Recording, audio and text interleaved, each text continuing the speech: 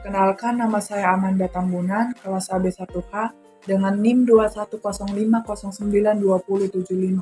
Di sini saya akan menjelaskan hubungan antara laporan laba rugi, neraca, dan perubahan modal. Laporan keuangan merupakan hasil dari proses akuntansi yang dapat digunakan sebagai alat komunikasi antara keuangan suatu perusahaan dengan pihak yang berkepentingan.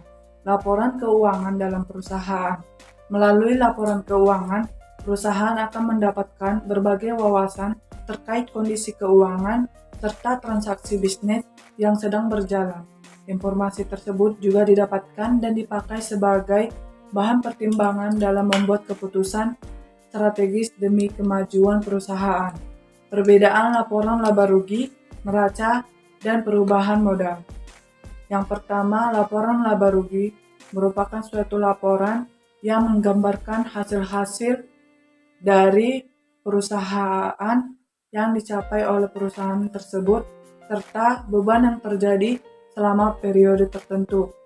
Yang kedua, laporan perubahan modal. Laporan ini merupakan laporan yang menunjukkan sumber dan penggunaan modal perusahaan yang dapat dihitung setelah mengetahui adanya hasil dari laporan laba rugi.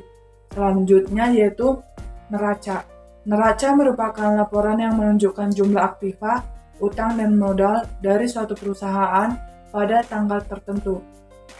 Laporan neraca. Laporan neraca ialah suatu laporan keuangan yang di dalamnya terdapat beberapa mengenai akun-akun aktiva serta hal-hal yang menjadi kewajiban perusahaan dalam satu periode tertentu. Pengertian laporan laba rugi. Pengertian laporan laba rugi adalah suatu bagian laporan keuangan dalam periode akuntansi tertentu yang berisi pendapatan serta beban perusahaan lalu menghasilkan laba atau rugi bersih. Tujuan membuat laporan laba rugi ialah yang pertama, memperhitungkan besaran pajak perusahaan. Yang kedua, mengecek serta mengevaluasi laba di setiap waktu. Yang ketiga, menilai efisiensi perusahaan berdasarkan nilai usaha.